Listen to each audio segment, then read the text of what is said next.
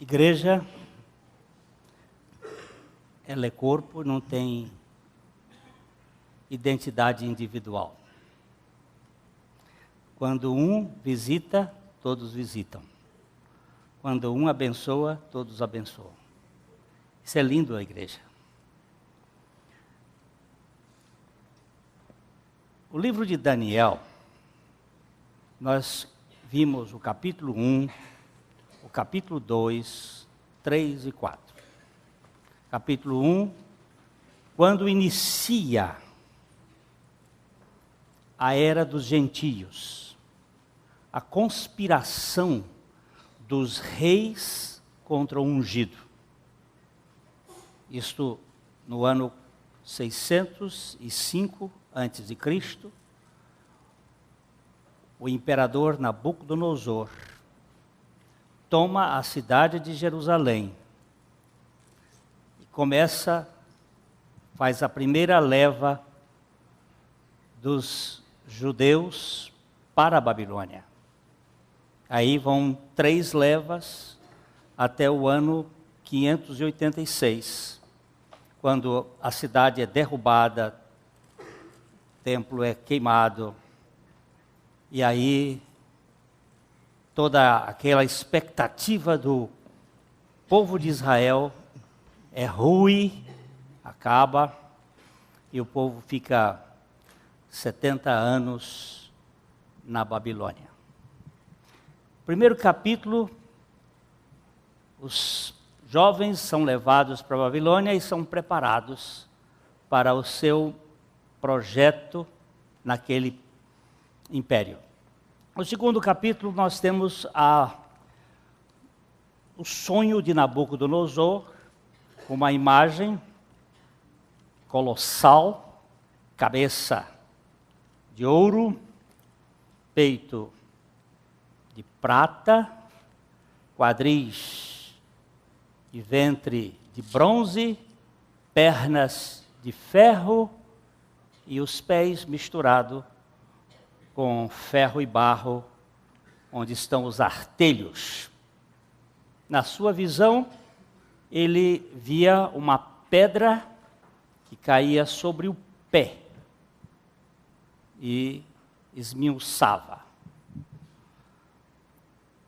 O rei ficou perplexo durante a noite, não sabia interpretar, chamou os seus intérpretes, seus sábios, seus feiticeiros, os caldeus. Ninguém tinha resposta, porque o rei não contava o sonho e ninguém sabia o que era, porque contar e as interpretações vão dar segundo a telha do sujeito.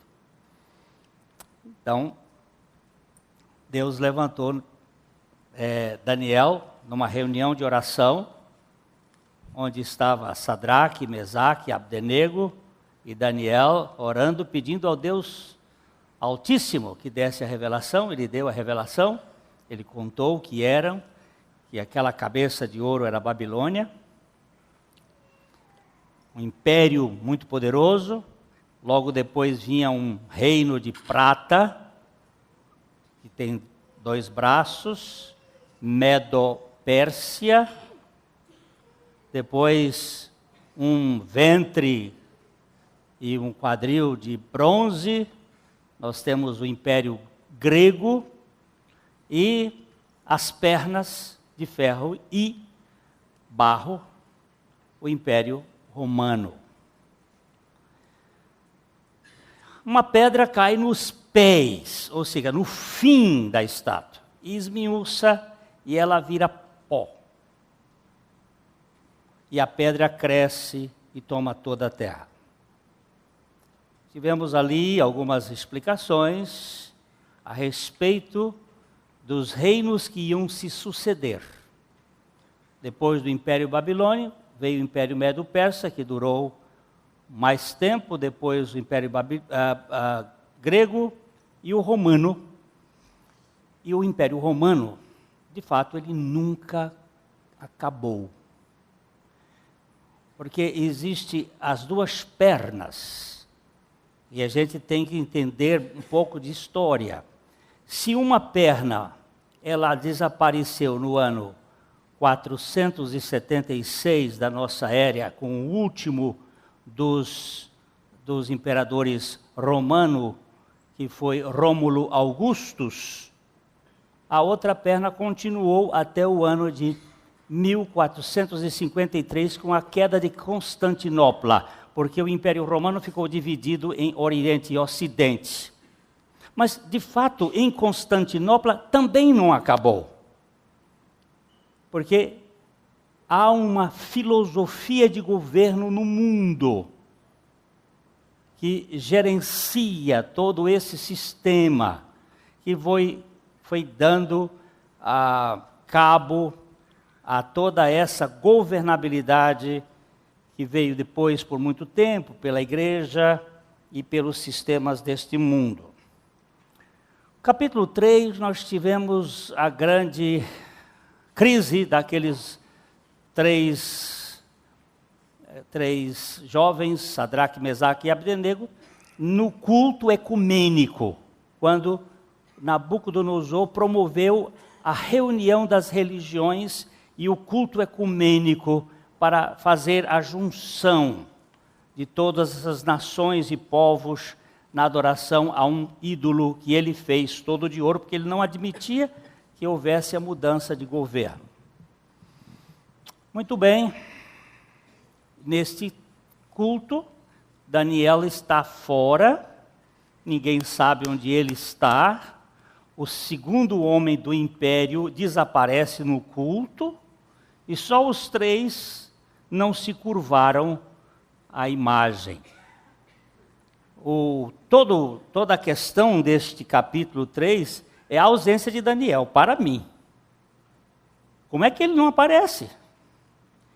Então nós podemos entender um pouquinho ali que vai ser nessa interpretação da besta, que vamos hoje começar a estudar as bestas, e a última besta, que é onde nós vivemos, há uma governabilidade, e vai chegar um tempo em que os santos de Deus vão ser tirados, como Daniel foi tirado daquele momento.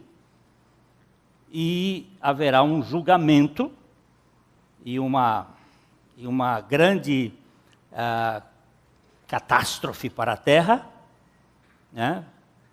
Um grande terremoto. Esse terremoto de 7,8 que houve no Nepal é fichinha diante do grande terremoto que abalará toda a terra. A nossa Bíblia se refere no capítulo 24 de Isaías, que neste tempo a terra cambaleará como um bêbado e não estará mais sobre os seus sustentáculos. Esse é o grande terremoto de um julgamento de Deus sobre a terra. No capítulo 4, nós vimos o Nabucodonosor tendo que comer capim, por causa da sua arrogância. E Deus restituindo Nabucodonosor a uma posição de dignidade, de honra, porque Deus é quem governa a história. Quem governa a história não é Satanás, é Deus. Ainda que Satanás tenha a sua função e os homens exercem algumas atividades, quem governa o universo é Deus. Ele é o soberano de toda a terra. E nós já vimos algumas coisas do capítulo 4, deveríamos ir então para o capítulo 5, não. Porque o capítulo 5 é bem posterior ao capítulo 7. O capítulo 7 é sequência do capítulo 4, historicamente. E é o primeiro capítulo profético do livro de Daniel. De 1 a 6 são histórias. Ele está falando da historicidade do que ia acontecer na face da terra durante o período da época das nações, do reino, da conspiração dos reinos, e ela está tipificada nas histórias que também aconteceram com Daniel e os seus amigos. A partir do capítulo 7, nós temos o período profético. Daniel é um profeta. Ele foi constituído profeta aos 65 anos de idade. Depois de 50 anos na Babilônia, Deus lhe confere, profeta é dom, sendo dom é de Deus. Não é um talento, não é uma capacidade humana, é um dom de Deus. E Deus deu esse dom a Daniel depois de 50 anos de lutas, de tribulações e dificuldades. Então nós vamos começar ao capítulo 7 de Daniel, e vamos fazer uma leitura, assim, mais ampla, são 28 versículos. Eu sei que hoje nós estamos com uma dificuldade com o nosso sistema de internet, ou melhor, de comunicação. O texto vai sair um pouco menor, por causa de problemas lá no computador, mas nós temos uma Bíblia online ali que vai ajudar a gente enxergar um pouco esse texto. Nós vamos fazer, a Ruth vai lendo, nós vamos fazer algumas paradas, porque esse aqui é mais para uma leitura, para uma varredura do texto, para poder dar por favor, o professor Júlio e a Maura, um Weltanschauung. Eu não vou dizer com a pronúncia correta, mas é uma visão do geral, que os alemães sempre usam assim, uma expressão, aquela coisa mais ampla da realidade. Então nós vamos ter essa visão geral do texto de Daniel, que é muito semelhante ao capítulo 2. O capítulo 2 é a imagem colossal de metais. E aqui é o zoológico de Deus. Aqui nós estamos diante de um zoo, onde Deus está falando através de animais. Dizem os estudiosos da Bíblia que o capítulo 2 é a visão do homem de como ver os impérios humanos. E o capítulo 7 é a visão de Deus como vê os impérios humanos. Os homens veem como metais preciosos ou metais importantes, e Deus vê como bestas feras. Então vamos olhar aqui, caminhando no primeiro ano. No primeiro ano de Belsazar, rei da Babilônia, teve Daniel um sonho e visões da sua cabeça quando estava na sua cama.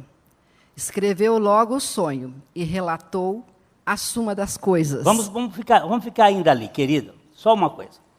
Esse Beltesazar, ele é aquele que bebeu, que no capítulo 5 de Daniel, nós vamos estudar essa história, ele bebeu o vinho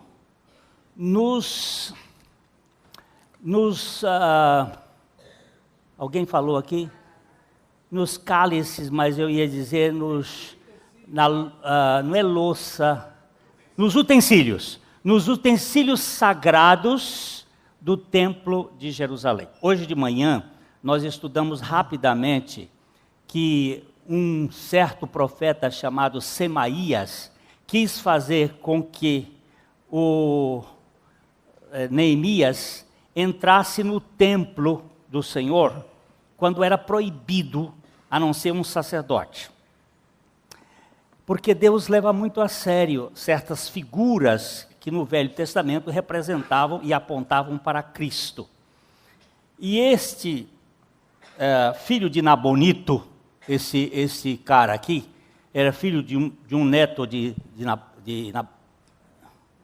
Nabucodonosor, e ele era corregente com o pai. E ele fez uma coisa assim, ele era um playboyzinho da época, e quis fazer e pegou os móveis e pegou os utensílios do templo e foi tomar a beberagem dele lá, o porre dele, e de repente apareceu uma mão escrevendo na parede, Deus dizendo, Mene Tekel Urfassim, que foi interpretado por Daniel, você foi pesado na balança e você foi encontrado em falta. É o Deus que pesa constelações em balança e pesa gente também, na mesma balança de precisão. E foi achado em falta. E esse Beltesazar é uma figura muito interessante. Ele era rei de Babilônia, corregente, e Daniel estava dormindo lá com seus 65 anos de idade, na sua cama, quando ele teve um sonho. Tem sonho que não diz nada, mas tem sonho que é revelador. E ele depois anotou esse sonho, e aí Deus foi dar algumas explicações. Vamos lá.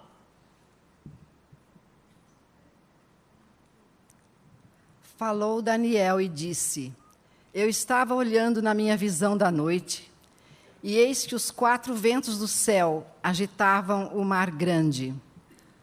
E 4 animais grandes, diferentes uns dos outros, subiam do mar. O primeiro era como leão, e tinha asas de águia. Enquanto eu olhava, foram-lhe arrancadas as asas. E foi levantado da terra, e posto em pé como um homem. E foi-lhe dado um coração de homem.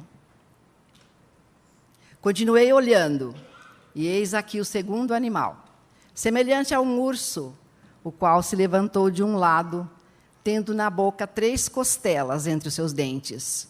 E foi-lhe dito assim, levanta-te, devora muita carne. Depois disto eu continuei olhando, e eis aqui outro, semelhante a um leopardo, e tinha 4 asas de ave nas suas costas. Tinha também esse animal 4 cabeças, e foi-lhe dado domínio. Depois disso eu continuei olhando nas visões da noite, e eis aqui o 4º animal, terrível e espantoso, e muito forte, o qual tinha dentes grandes de ferro. Ele devorava e fazia em pedaços, e pisava aos pés o que sobejava. Era diferente de todos os animais que apareceram antes dele, e tinha 10 chifres. Estando eu a considerar os chifres, eis que entre eles subiu outro chifre pequeno, diante do qual 3 dos primeiros chifres foram arrancados. E eis que neste chifre havia olhos, como os de homem, e uma boca que falava grandes coisas. Eu continuei olhando, até que foram postos uns tronos, e um ancião de dia se assentou. A sua veste era branca como a neve, e o cabelo da sua cabeça como a pura lã. O seu trono era de chamas de fogo, e as suas rodas de fogo ardente. Um rio de fogo manava e saía diante dele. Milhares de milhares o serviam, e milhões de milhões assistiam diante dele. Assentou-se o juízo, e abriram-se os livros. Então estive olhando, por causa da voz das grandes palavras que o chifre proferia. Estive olhando até que o animal foi morto, e o seu corpo desfeito, entregue para ser queimado pelo fogo. E quanto aos outros animais, foi-lhes dado o domínio. Todavia Foi-lhes tirado. Foi-lhes tirado o domínio, desculpa. Todavia foi-lhes prolongada a vida até certo espaço de tempo. Eu estava olhando nas minhas visões da noite, e eis que vinha nas nuvens do céu um como o filho do homem, e dirigiu-se ao ancião de dias, e o fizeram chegar até ele. Foi-lhe dado o domínio e a honra e o reino, para que todos os povos, nações e línguas o servissem. O seu domínio é um domínio eterno, que não passará, e o seu reino tal, que não será destruído. Quanto a mim, Daniel, o meu espírito foi abatido dentro do corpo, e as visões da minha cabeça me perturbaram. Cheguei-me a um dos que estavam perto e pedi-lhe a verdade acerca de tudo isto. E ele me disse, e fez-me saber a interpretação das coisas. Estes grandes animais, que são quatro reis que se levantarão da terra. Mas os santos do Altíssimo receberão o reino e o possuirão para todo sempre, e de eternidade em eternidade. Então tive desejo de conhecer a verdade a respeito do quarto animal, que era diferente de todos os outros, muito terrível, cujos dentes eram de ferro, e as suas unhas de bronze, que devorava e fazia em pedaços e pisava aos pés o que sobrava. E também a respeito dos 10 chifres que tinha na cabeça, e do outro que subiu e diante do qual caíram 3, isto é, daquele que tinha olhos e uma boca, que falava grandes coisas e cujo parecer era mais robusto do que dos seus companheiros. Eu olhava, e eis que este chifre fazia guerra contra os santos e prevaleceu contra eles. Até que veio o ancião de dias e fez justiça aos santos do Altíssimo, e chegou o tempo em que os santos possuíram o reino.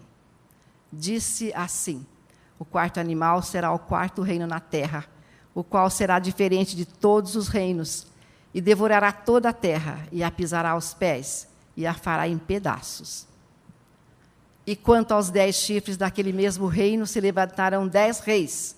Depois dele se levantará outro, o qual será diferente dos primeiros, e abaterá os 3 reis.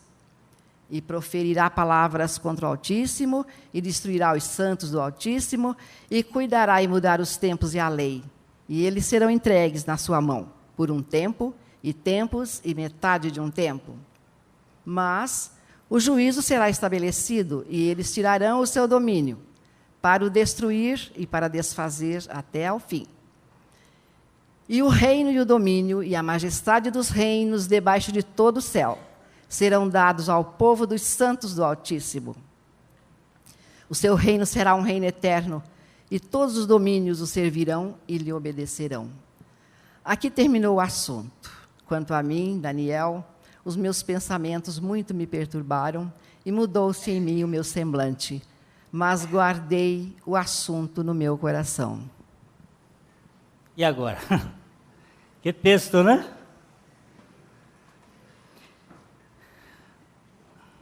É um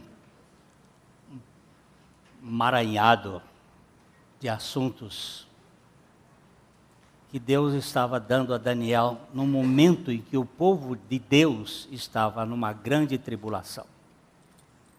E ele queria mostrar que tudo ia acontecer, mas ele estava no controle, e que haveria um tempo em que tudo isto iria chegar a um fim.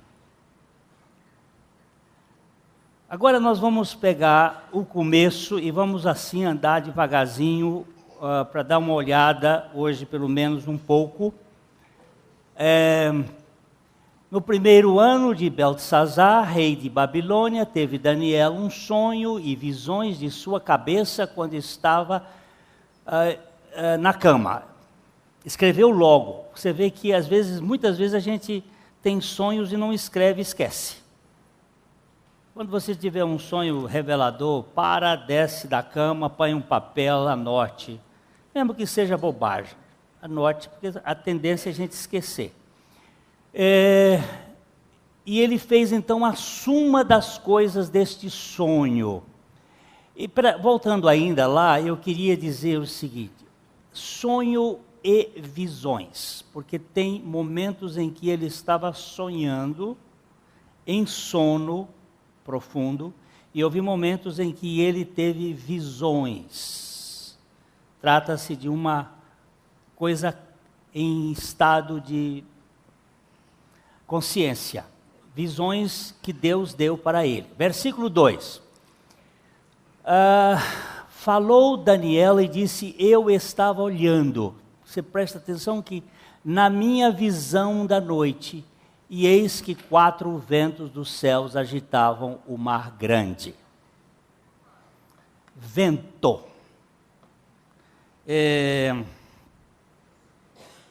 Os ventos da Bíblia, eles são muito significativos. Existem 4 ventos: vento norte, vento frio, vento sul, vento quente, vento oeste, vento destruidor, vento leste, destruidor, vento oeste, vento de calmas, de produzir bênção. Sempre que do ocidente, porque do ocidente é o lugar da morte, vem descanso. E quando morre, descansa. Quando você morre em Cristo Jesus, você entra no descanso da graça de Deus. Quando você for ler o livro de Gênesis e for verificar como é que Abraão construía os seus altares, ele procurava colocar o altar com a posição para que ele estivesse para o ocidente, ou seja, para o lado da morte.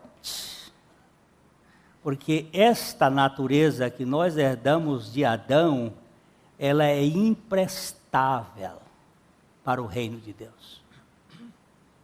Ela é arrogante, ela é presunçosa, ela é orgulhosa, ela é soberba. Esses 4 ventos, eles são muito importantes para serem vistos. Agora nós vamos caminhar um pouquinho, vamos primeiro a Amós, profeta Amós, capítulo 3, versículo 7, só para lembrar uma coisa: Deus, Ele não faz nada dentro do seu propósito redentivo, sem antes dar a conhecer os seus propósitos aos seus profetas. Deus sempre anuncia aos seus o que Ele quer dizer. Veja o que diz aí o texto de Amós 3, 7. Certamente o Senhor Deus não fará coisa alguma sem ter revelado o seu segredo aos seus servos, os profetas. Por que alguém me perguntou, por que você, Glênio, está pregando sobre o livro de Daniel? Primeiro porque o livro de Daniel é para o tempo do fim. E nós chegamos no tempo do fim. Ele só é compreendido à luz do tempo do fim. Segundo, porque Deus, desde o princípio, Ele vai revelando as suas coisas para que nós estejamos alertas. As 10 virgens da parábola de Jesus, 5 delas eram prudentes e prepararam as suas lâmpadas. E 5 delas eram nécias e não levaram em conta a que hora viria o noivo. Hoje, nós invertemos o modelo de revelação do Velho Testamento para com Cristo. O modelo de casamento era a noiva que vinha para o noivo se encontrar com o noivo. Hoje em dia, o paspalho do noivo fica esperando que a noiva se apronte e venha. E ele fica lá na frente, todo ansioso, esperando a noiva. Nas versões bíblicas, a noiva tem que procurar vir para encontrar com o noivo. Porque o noivo é que é a pessoa importante da história. A pessoa importante é Cristo, não a igreja. A igreja, ela é importante por causa de Cristo. Às vezes a gente dá muito valor à noiva e pouco valor ao noivo. Mas antes de Deus revelar as suas coisas, Ele vai mostrar aos seus profetas. No livro de Isaías, no capítulo 46, os versos 9 a 11, eu quero dizer, Deus não tem surpresas, Ele vai nos preparar. Eu quero fazer uma pergunta para você. Você tem noção que Jesus vai voltar? Você tem noção que Jesus vai voltar? Você sabe que o povo judeu não tinha noção que Jesus viria a primeira vez. Ninguém estava esperando por ele. Apesar de mais de 300 profecias a respeito da sua primeira vinda. Ninguém estava esperando. Ninguém achava que ele viria assim como ele veio. As descrições são tão precisas que até a cidade tinha endereço. E tu, Belém Efrata? Mas a gente não tem muita... Será que Jesus vai voltar? Deixa eu ver. Será que Jesus vai voltar? Vocês têm noção que dia ele vai voltar? Dizia os velhos pregadores antigos, hoje ele vai voltar. Se ele não voltar hoje, eu estarei preparado para amanhã. Mas 10 virgens, 5 se prepararam e 5 não se prepararam. Uma das ênfases da nossa pregação é que a igreja esteja preparada, porque o Senhor virá. Quando? Não sei. Hoje, até a meia-noite,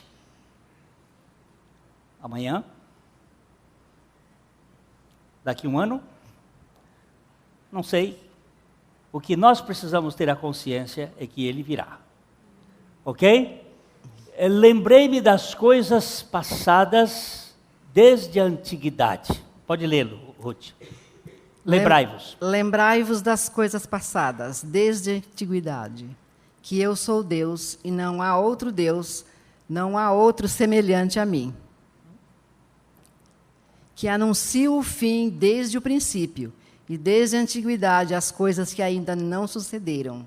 Que digo, o meu conselho será firme e farei toda a minha vontade.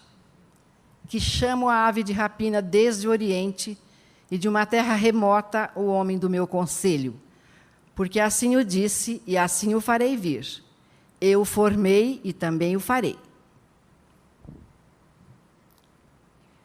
Deus não deixa a gente surpreso.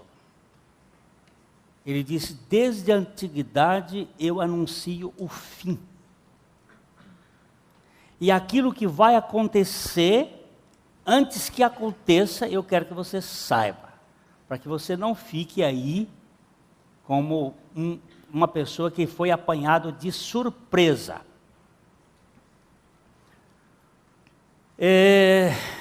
No Salmo 2, eu quero repisar este Salmo, porque nós já tratamos dele no início do livro de Daniel, mas alguns irmãos acham que isto não ficou claro. No Salmo 2, de 1 até o 6, nós vamos dar uma olhadinha aqui.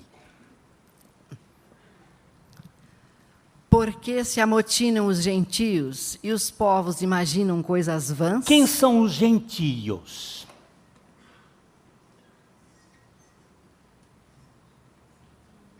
Quem são os gentios?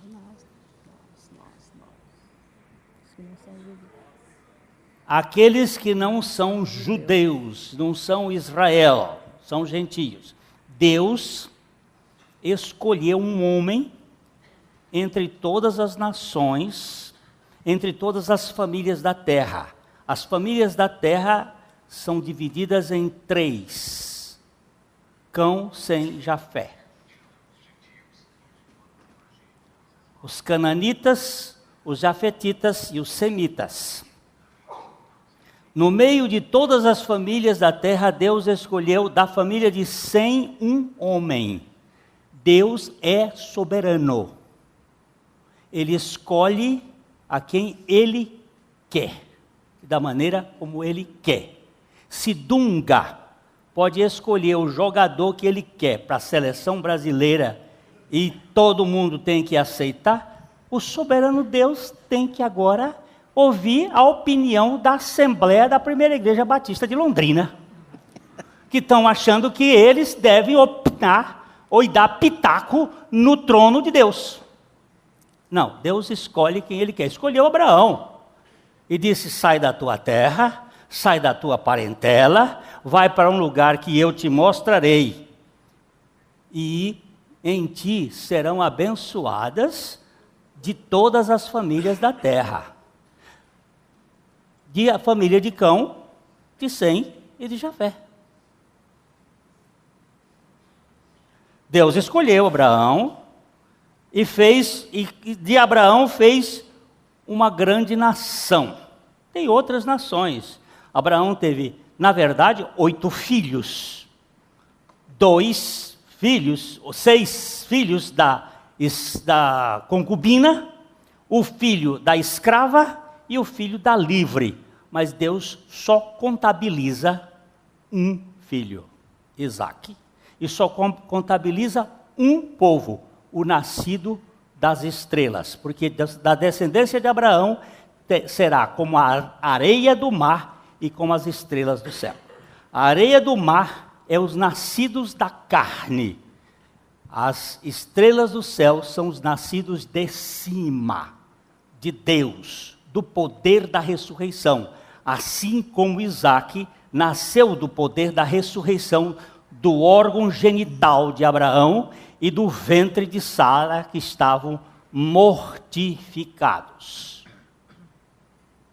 E nós também que nascemos da ressurreição de Jesus Cristo dentre os mortos. Portanto, Deus só contabiliza esta nação. E Ele escolheu este povo. Por que Ele escolheu? Porque vocês são mais grandes? Isso aí é um erro de português. É porque vocês são os maiores? Não, porque eu os amei.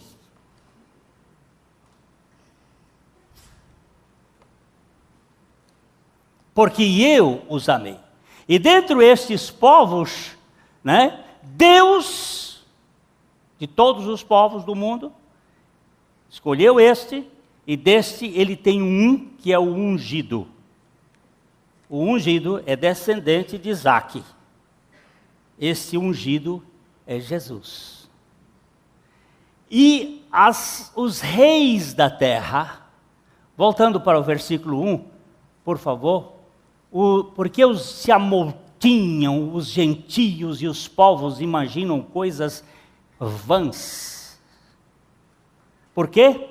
Porque os reis da terra se levantam, continua, e os governos consultam juntamente contra o Senhor e contra o seu ungido, dizendo, este consultam aqui nesta versão precisa de um trabalho, conspiram.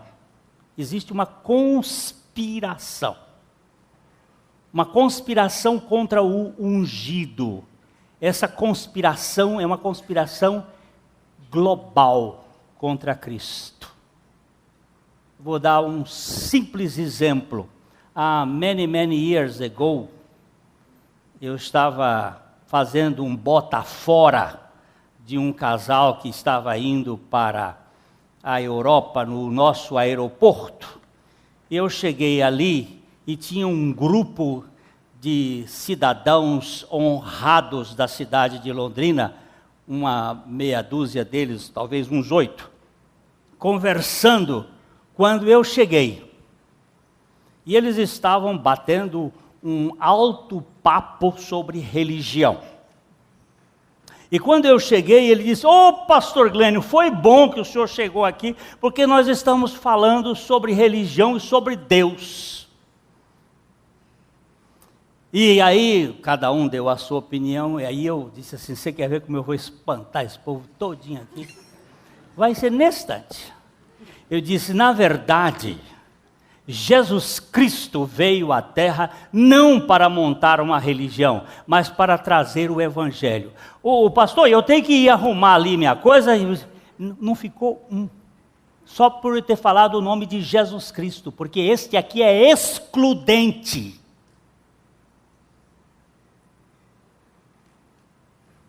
Só fica com ele quem foi atraído por ele. Caso contrário, vai todo mundo correr fora. Foge. Sai. É uma conspiração que existe dos gentios contra o ungido de Deus. Aqui na Universidade de Londrina, numa classe de direito, eu fui convidado, eu acho que foi a última vez, eu fui convidado para fazer uma palestra. E aí naquele dia, Deus me deu graça de falar de Jesus Cristo como o único caminho, a verdade, a única vida que pode dar sentido a pessoas. Terminou o professor, disse: "Pastor Glênio, eu lhe tinha numa melhor conta. Eu pensava que o senhor não fosse tão quadrado." E Buda, e Confúcio, e Maomé, e Lao Tse, e Lelelé. Eu disse: lamentavelmente, esses caras todos morreram e ficaram na sepultura. Mas Jesus Cristo morreu e ressuscitou. Ele faz a diferença. Agora você me deu um grande elogio. Você disse que eu sou quadrado. E eu dou graças a Deus porque eu sou quadrado. Porque quadrado não rola. Bateu e fica. Eu quero ser quadrado com Jesus Cristo, porque aquele que está quadrado com Jesus Cristo não fica aí correndo de um lado para o outro, nesses ventos de doutrinas, procurando interpretações e sonhos que não têm sentido. Está firme, sentado na rocha eterna, porque aquele que crê não se abala, ele tem segurança. Então, tem uma conspiração dos reis da terra contra o ungido de Deus. Essa conspiração está hoje, quando a gente chegar, se puder chegar um pouco mais lá adiante, que você vai ver os 3 chifres. Chifre não é de corno. O chifre aqui é de poder, é de força, é de dominação, é de poder político. 3 chifres se quebram e sobe um no olho que tudo vê. Opa! Que governará a terra com blasfêmia, com olho de homem, olho que tudo vê, lá na cabeça da pirâmide, da dominação dos pés ou da besta, que não tem forma.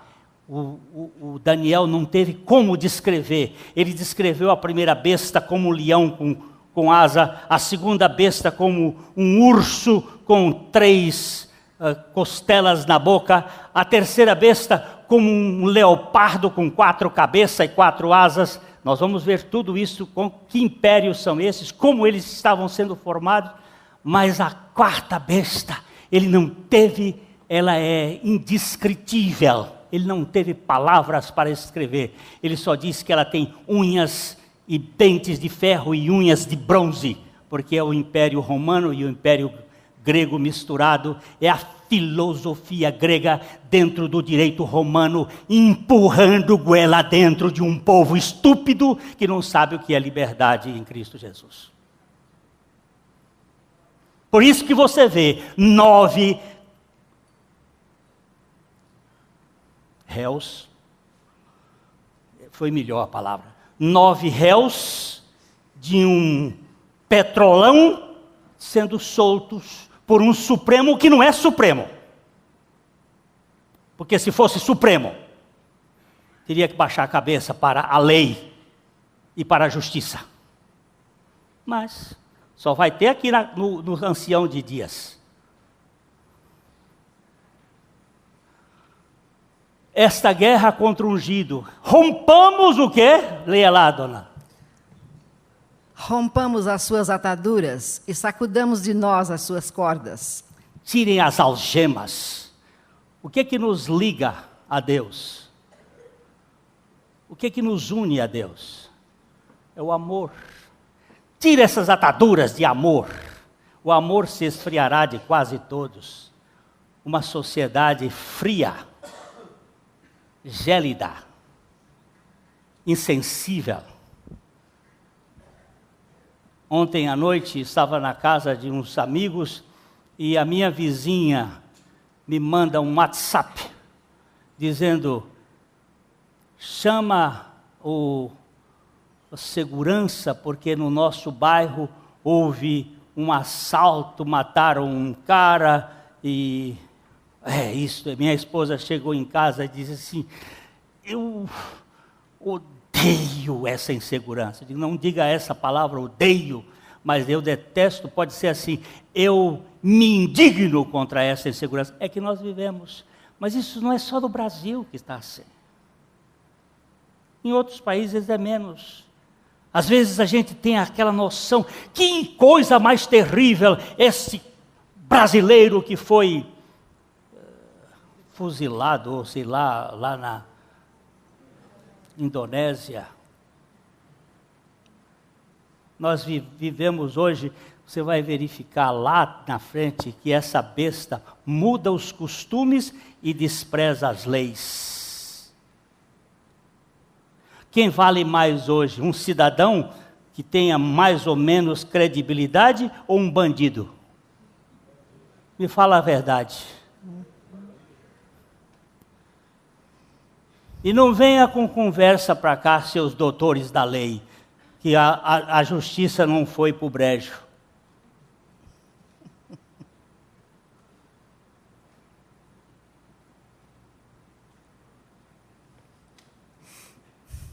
Eu disse até o 6º, não foi?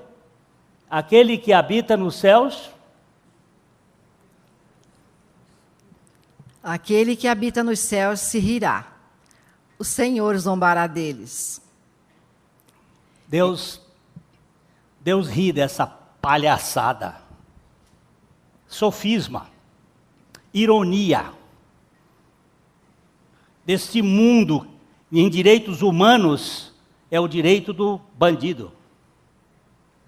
Não é o direito do cidadão. Carandiru, 111 foram chacinados. O mundo todo baixou. Os 111 tinham matado mais de 300. Ninguém defendeu os 300. Isso chama direitos humanos.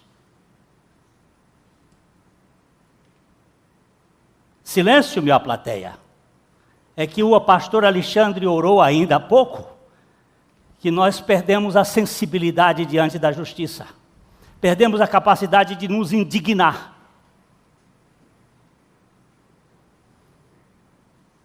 Hoje nós estamos paralisados e reféns. Mas Deus zomba deles. Então lhes falará na sua ira e no seu furor os turbará. Presta atenção nessa palavra ira, que nós vamos ter que trabalhar ela lá mais adiante, no livro de Tessalonicenses. O Senhor na sua ira, o dia da ira, o dia do julgamento de Deus, o dia em que Deus julgará Satanás, porque Satanás é a ira de Deus.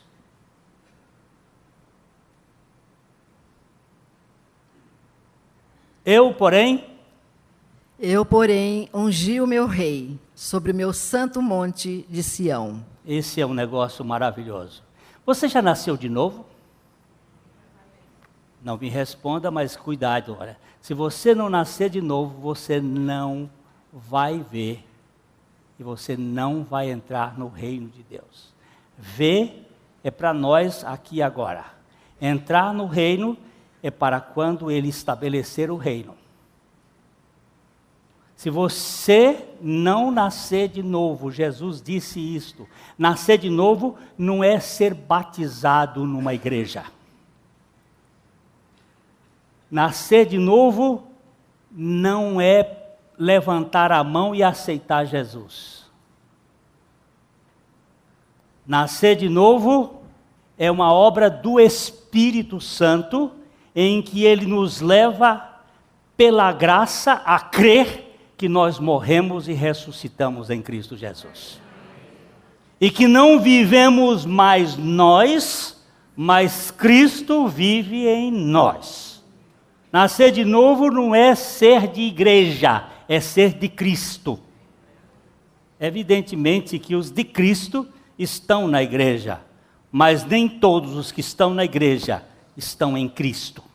Se você não nasceu de novo, você não pode entrar no reino e não pode ter comunhão com o ungido, que é Cristo. Eu vou parar por aqui. Eu só quero lembrar o seguinte: Daniel viu um grande mar, açoitado por ventos poderosos, dos quais emergiam 4 bestas surreais, estranhas, uma após a outra. 4 bestas. Uma destas bestas tinha a forma de leão com as asas de águia. É a cabeça de ouro. É o Império Babilônico. Quando nós estivemos na Turquia, nós fomos visitar o Museu de Antropologia da Turquia, e lá encontrei uma placa com um leão com 2 asas, do tempo de Nabucodonosor. Vocês podem entrar no site da internet aí, nesses troços todos, vocês vão encontrar várias pinturas com um leão com as 2 asas. É o símbolo da Babilônia, é o leão. E as 2 asas, a sua rapidez com que ela dominou o Egito, a Síria, os medos.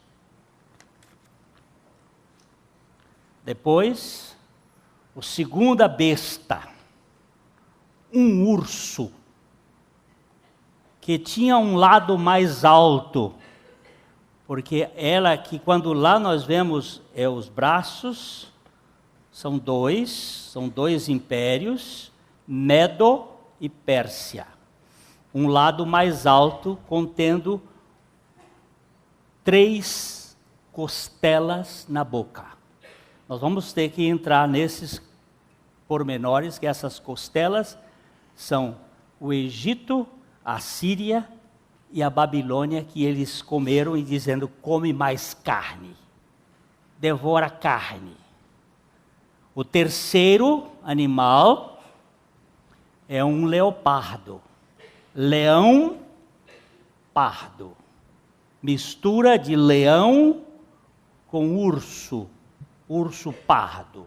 Leão pardo é uma mistura de Babilônia com Pérsia, governo, sátrapas, governadores, prefeitos, direito, cabeça, 4 cabeças, 4 asas. Em 13 anos, Napoleão, Alexandre tomou da Índia, a Etiópia, lá das Arábias até o Grande Mar. Ele tomou tudo com uma devastidão furiosa. Aquelas 4 cabeças, nós vamos entrar nisto, são os 4 reis depois da sua morte, que eles foram rachar o governo E aí nós precisamos entender que um destes reis, os Seleucos, deu origem a uma grande perseguição contra os judeus, onde Antíoco Epifânio chegou a queimar, botar uma porca dentro do templo e sacrificar essa porca dentro do templo, que é uma figura do anticristo que vai acontecer no final da besta. Isso nós vamos ver no capítulo 8 de Daniel. E a última besta não tem descrição para ela. É horrível, é horrenda, é o Império Romano na sua força, no seu potente, destruindo e matando. E tem 10 chifres, e esses 10 chifres nós vamos verificar. Quem estudou isso com muita precisão foi um camarada chamado Isaac Newton. Ah, mas eu conheço Isaac Newton só dos teoremas da matemática e da física, das leis da física. Isaac Newton escreveu alguma coisa sobre... Escreveu, sim senhor. Escreveu 2 livros, um sobre Daniel e outro sobre Apocalipse. Até os 39 anos de idade, Isaac Newton foi cientista. Dos 39 aos 75, ele foi teólogo. Só que a turma da academia diz que a partir dos 39 anos ele ficou doido. Viu? Porque ele foi verificar o que ia acontecer quando Deus o converteu e deu mais informações para ele.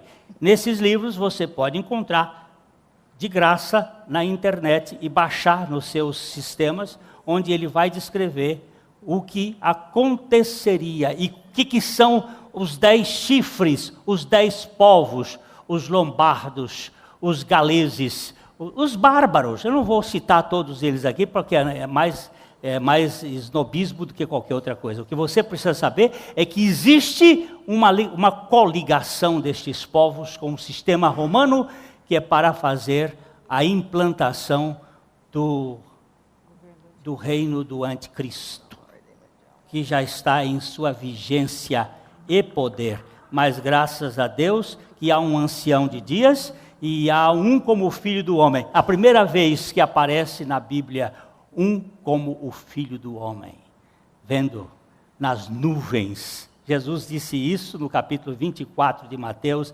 Ele virá como o Filho do Homem nas nuvens, para estabelecer o seu reino aqui na terrinha que ele fez para ser dele, não para ser de Satanás, não para ser do MST do inferno, mas para ser de Deus. Vocês podem ter poceiros aqui, mas essa terra do Senhor é a terra e a sua plenitude, o mundo e aqueles que nele habitam. E Deus tem um reino que será para o seu povo. Mas é lindo demais isso. E eu estou esperando com muita ansiedade, porque esse negócio aqui está cada vez pior. Eu tenho orado, Maranata, ora vem, Senhor Jesus. Eu tenho muita vontade de ver meu neto, mas tenho muito mais vontade de ver Jesus vindo para a terra. Que Deus nos dê graça para entender isto, gente. Eu sei que esse assunto é muito interessante. Às vezes as pessoas... E como é que você vai pregar o Evangelho? Pregar o Evangelho, toda vez eu vou tentar dizer o seguinte: você tem que morrer e ressuscitar. Porque se você não morrer, você vai para o lago de fogo. Agora, se você morrer e ressuscitar, Cristo vem e pega você e leva você para o reino dele. Agora, como é que isso acontece? É um milagre maravilhoso de Jesus para a vida de gente que não tem nenhuma condição. Senhor, tem misericórdia de mim. Eu só posso dizer que aquele publicano batia no seu peito, nem ousava levantar a sua cabeça para cima, mas batia no seu peito dizendo: ó Deus, sê propício a mim, que sou pecador. Me coloca na tampa do propiciatório e cobre-me com o teu sangue e liberta-me da minha culpa e da minha natureza. E assim, você e eu ganhamos o ticket, como é que eu vou dizer?